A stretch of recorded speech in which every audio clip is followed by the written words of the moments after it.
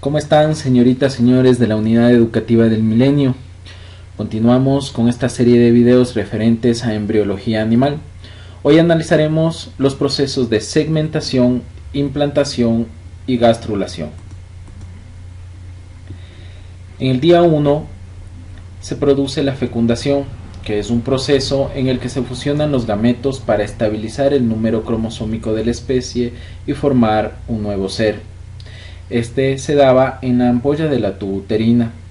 Un dato interesante es que suele variar unos cuantos días en algunos casos y los espermatozoides permanecen en periodo de preparación implantados en las paredes de la tubuterina para posteriormente fecundar un óvulo e iniciar el proceso de descenso a través de la tubuterina hacia la zona medial del útero, específicamente en la zona del cuerpo del útero, e implantarse en la capa interna que es denominada endometrio.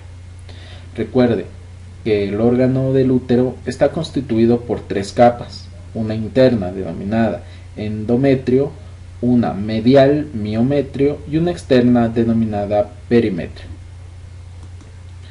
En el día 2, luego de la fecundación, va a iniciar un proceso de mitosis para originar una célula denominada blastómero. El blastómero tiene tres estadios de desarrollo. El primero es temprano, el segundo medio y el tercero tardío. Como podemos analizar en la gráfica, varía de acuerdo a su número de células. Primera mitosis origina 2, posteriormente 4, luego 8 células. A partir de la tercera división mitótica van a generarse cúmulos de 16 y 32 células para finalmente originar un nuevo tipo de cuerpo denominado mórula por su parecido a una mora, el cual es un cúmulo de células bastante sólido que tiene dos zonas bien definidas: una externa, que es el trofoblasto, que más adelante originará la placenta, y una capa interna denominada embrioblasto. Le pido de favor que se centre en estas dos capas y las tome muy en cuenta: trofoblasto y embrioblasto. Luego de la mórula continúa una serie de transformaciones para esta vez originar otro cuerpo denominado blastocisto. El blastocisto se origina de la transformación de la mórula. Entre los cambios más notables está la desaparición de la zona pelúcida y la descompactación de la zona medial del embrioblasto. ¿Cómo va a descompactarse?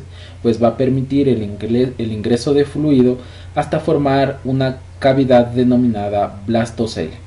Es decir, la estructura blastocisto tiene en su estructura la capa trofoblasto, el embrioblasto y esta cavidad denominada blastocele. El blastocisto tiene una función muy importante, que es permitir la implantación de esta célula en la parte interna del útero. Este proceso lo va a llevar a cabo a partir del día 6 y finalizará aproximadamente en el día 12 luego de la fecundación. Inicialmente, el blastocisto lo que va a hacer es tratar de ubicar la zona o polo embrionario a la par con la capa de células del endometrio, para posteriormente en el día 8 implantarse. Aquí tiene un papel muy importante el trofoblasto, que va a generar dos capas de células. Una capa inicial denominada citotrofoblasto, que esta a su vez originará otra capa de células un poco más densas denominada sincitiotrofoblasto, que terminará aproximadamente en el día 12 con una implantación total de esta célula fecundada. Como podemos apreciar en esta gráfica, tenemos una visión un poco más sencilla del proceso de implantación, ¿sí? Mire, la capa del trofoblasto desarrolla fibras celulares que permiten su fijación en el tejido del endometrio.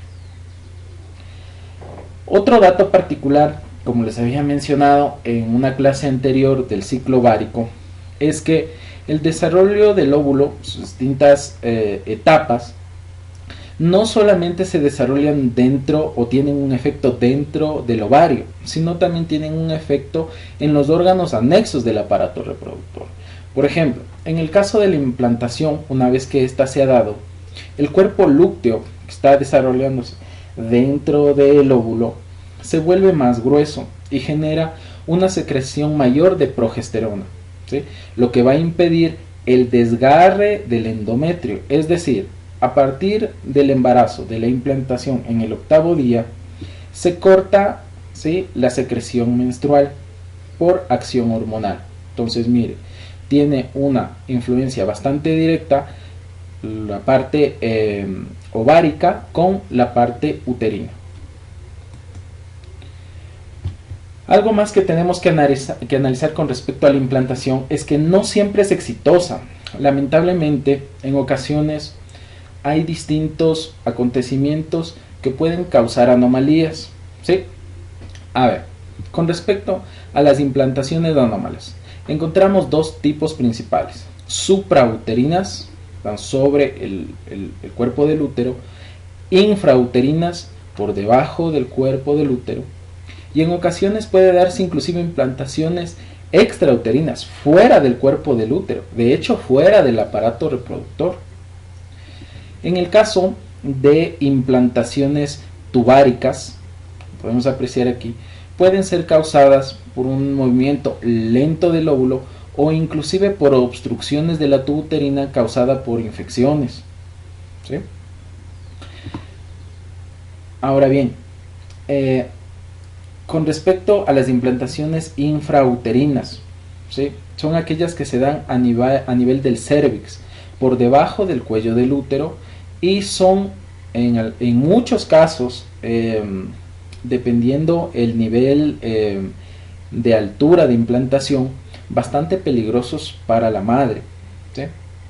Con respecto a la implantación extrauterina, es algo increíble que en ocasiones pueden darse implantaciones tanto, mire, como podemos apreciar aquí, en el ligamento redondo que sostiene el útero a la cavidad abdominal, o inclusive pueden darse fuera del ovario o fuera de la tuba uterina, y hay datos en casos bastante anómalos que inclusive se ha dado embarazos o implantaciones hepáticas, es decir, en el hígado, embarazos esplénicos a nivel de riñones e inclusive diafrágmicos en la capa muscular que separa los pulmones del abdomen, ¿sí? En algunos casos ha llegado a desarrollarse hasta un periodo de 35 semanas, pero obviamente todo este tipo de implantaciones o embarazos anómalos son de bastante riesgo con respecto a hemorragias, y en el caso de los extrauterinos, siempre los fetos suelen solidificarse e iniciar el proceso de degradación, causar infecciones y en la mayoría de ocasiones muerte a la madre, ¿sí? Entre los síntomas que pueden presentarse durante un embarazo anómalo, ¿sí?, puede incluir la ausencia del periodo menstrual, la sensibilidad o molestia en las mamas, náuseas, vómitos, fatiga, incremento de la frecuencia de micción, es decir, orinar más veces que de costumbre. Y los primeros síntomas de un embarazo anómalo siempre son sangrado y dolor vaginal. Bien, si es que la implantación es correcta, ¿sí?, si es que se ha dado en el cuerpo del útero adecuadamente, inicia el proceso de desarrollo del embrión como tal, pasando a una fase denominada en el día 16 gastrulación, ¿sí? Recuerde las estructuras básicas, ¿sí?, embrioblasto y trofoblasto. Entonces, las diferentes estructuras del embrioblasto originarán 3 capas germinales: ectodermo, mesodermo y endodermo, que en clases anteriores, ¿sí?, habíamos analizado que son las capas que originan todos los tejidos del cuerpo humano, de ahí que se les denomina como células madre, ¿sí?, pero eso lo analizaremos más adelante. Bien, si nos enfocamos en la lámina, en esta sección tenemos el embrioblasto, que ha desarrollado 2 capas, el hipoblasto y el epiblasto, ¿sí? El hipoblasto dará origen a lo que es el endodermo, ¿sí? Luego el epiblasto va a empezar una invaginación, como podemos apreciar aquí, dando origen al mesodermo y al ectodermo. En esta lámina podemos apreciar de mejor manera cómo se da este proceso y podemos analizar las distintas capas, ¿sí? Como podemos apreciar aquí. Entonces tenemos endodermo, mesodermo, ¿sí? Y ectodermo, que ya dan los primeros bosquejos de órganos del cuerpo humano. Por ejemplo, aquí podemos apreciar, ¿sí?, la abertura del tubo digestivo y la abertura, ¿sí?, de la cavidad anal, ¿sí?, como lo podemos apreciar en esta lámina. Con respecto a periodos más adelantados en la implantación, de 22 a 25 días, ya tenemos un desarrollo mayor del embrión y ya una correcta implantación, pero esta vez con el desarrollo del cordón umbilical. ¿Sí? Aquí podemos apreciar en esta lámina el desarrollo de este proceso. Aquí tenemos la capa del ectodermo, mesodermo y endodermo. Es importante mencionar que la capa del saco vitelino esta vez está fuera ya del individuo, como lo podemos apreciar aquí. Y de esta capa denominada alantoides, que es una sección de mesodermo, va a originarse el cordón umbilical para permitir el intercambio nutricional del embrión con la madre, como lo podemos apreciar aquí. Bien chicos, eso sería todo por hoy. Hoy hemos analizado 3 etapas en el desarrollo embrionario, ¿sí? La segmentación, la implantación, ¿sí?, y la gastrulación. Les dejo el nombre de este libro, del cual se ha extraído muchos de los gráficos de información, que es el libro de embriología médica de Lachman, el cual encontrarán disponible en la biblioteca de la plataforma escolar que nosotros manejamos, ¿sí? Me despido de ustedes agradeciéndoles su atención y pidiéndoles que den like a este video y se suscriban a mi canal. Que pasen muy bien.